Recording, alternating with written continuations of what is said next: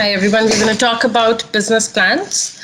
Um, just some basics information first. What is a business plan? It's a written document, it's a guide that outlines our goals and how a business is, usually a new one, is going to achieve those goals. Uh, it should tell a compelling story about business, who's, what, why's, when's, like basic questions about a company. It explains what a company is doing now and what it intends to do from meeting financial, marketing, and operating viewpoint. For a new business, it's a very crucial first step. And for an existing business, it is required every time a business is planning to go in a new direction, such as market change, new management, new product, service, location. A very interesting definition I read on the internet. Business plan is a due diligence that will prevent you from wasting time and money on a venture that won't work. Next, so why do we need a business plan? There are certain scenarios where we need a business plan. Majorly, one of them being is loan syndication, bank financing. Whenever I've worked with bankers in the past, every time, especially new ones, you look for they look for a business plan. The underwriting departments look for a business plan. It's more of a formality when you talk about the qualitative aspects of the plan, but they want to look at it. It's an essential document as part of the loan application, and they want to look at the financial projections, the numbers. Second, immigration requests for different types of visas, H-1B, L-1, EB-5, E-2, we have discussed that. But it's pretty consistent, all the business plans. It's not like it's a legal document or something. It's more of our knowledge, how we want to implement it. Next is mergers, acquisitions, purchase and sale of business. So every time a new transaction is involved in any business, whether you're buying it, you're selling it, mergers, acquisitions, business plan is a very important document. It is required, always. Then franchise agreements. These are pretty simpler, but they also do require a plan. And then minority business applications for MBE, SBA, government contracting. So for a new business application, it is a mandatory requirement. Because usually they ask for tax returns, your financial statements, but a new business cannot provide that. So they have to provide a business plan showing whether the company is capable of handling whatever contract they are entering into, or whatever government will, end up providing them in the future. Licensing authorities such as NMLS. But yes, a couple of the businesses, they were looking for a check cashing license. And when you fill up the application online, this is another scenario where a business plan is needed. It is mandatory. And then lastly, to attract investors. So as we all know, this is also another scenario where a business plan is required if you're looking for private investment and more funding, and maybe bank financing is not an option, or you're not looking for loans.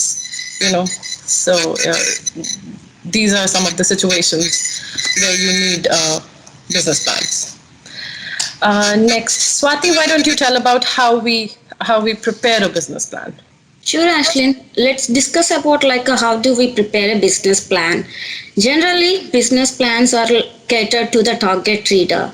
So our first question to the client, when we prepare, why do we need this plan, or why we are preparing this plan, or who is the reader? Also, even size of the plan depends on the reader.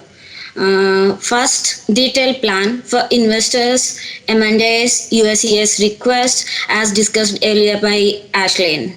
So second, medium-sized plans, usually for bank loans and financing. And last, lean business plan. These are usually for government authorities such as SBI, NMLS, etc., etc. Ultimately, we need to keep in mind that it is not the number of pages that matter in the end. It's more content and its relevance. Now we are going to discuss about the business plan. First is executive summary. What we put into the executive summary. It is the most important section of the business plan, what the company is and what is the future plan. It should reflect, it is kind of a snapshot of the company, your mission statement, your product or service, basic company information, sources, uses of funding, executive team, leadership, board advisors, target customers. So, and then also broad level financial data should be part of this. Usually, it should range from 1 to 2 pages.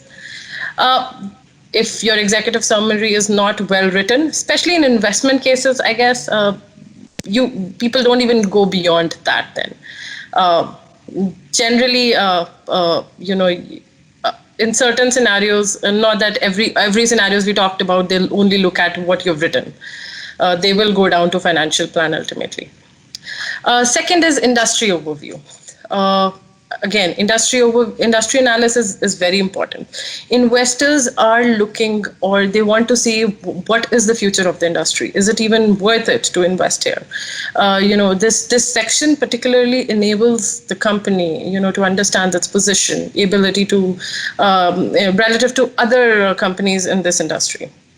So what and how we go about it and what we include in this section, we research the industry, we refer the government statistics, we analyze the trend, what are the average growth rates, and then we figure out demand and supply. So then we identify factors, macro level factors, what are the regulatory compliances, technology factors, and you include everything in your plan. You forecast the future of this industry based on the historical analysis.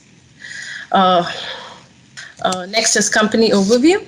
This is a very small section. It's just, it's a snapshot of your business, history, your name, address, key management, what product service you provide. It's kind of a meet and greet section.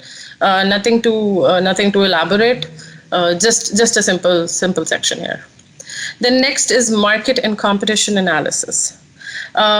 This obviously we explain. Now, once we have done our industry analysis, we can be our product or our service can be limited to the target market.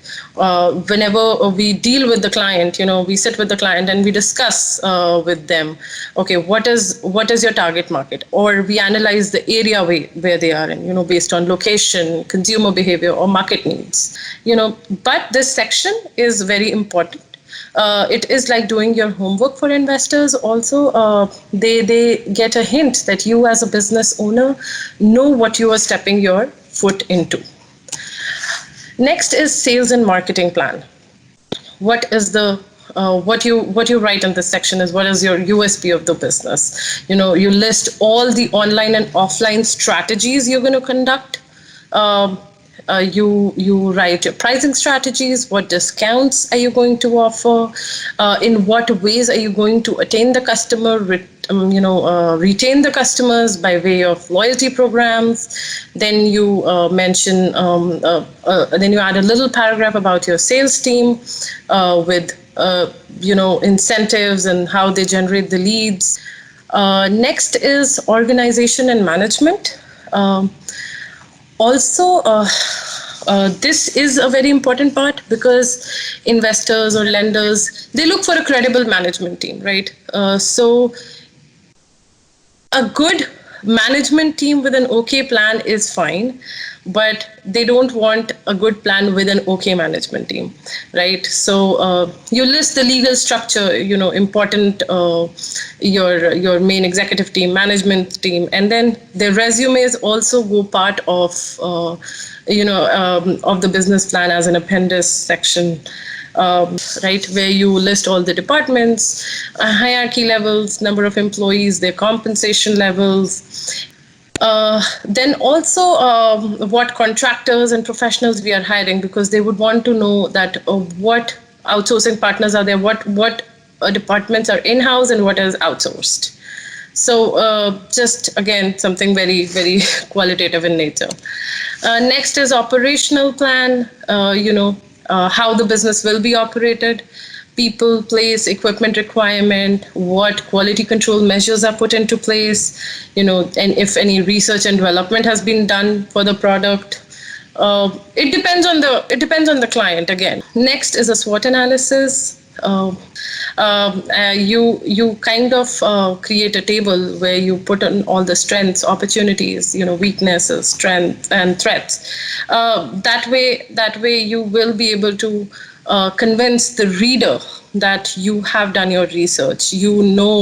Uh, what you are entering into. You know what your strength, what you're selling. It's a low cost approach or a quick service approach. So whether if weakness, are you identifying your weaknesses, and whether what your scope of improvement is. So again, next is the financial plan. So financial plan, the most important part of your business plan. For We prepare three major statements: income statement, balance sheet, cash flow statement. We have to give a projection. Then we also include a break-even analysis, financial ratios, graphs, charts. This makes our business plans very attractive. We have to calculate a few essential ratios, liquidity, profitability, solvency ratios. This helps in understanding what the real numbers of the business are. And these are the major sections of the business plan. Then our next is appendices, just very informational, nothing very complex about it. You just add basic stuff: leases, contracts, photographs, whatever the reader would be interested in knowing, whatever has been put into your business plan. So that's how that's what you're gonna put in here. So I hope we are done with the presentation. Thank Really you. appreciate it. Thank you for Thank you. being here.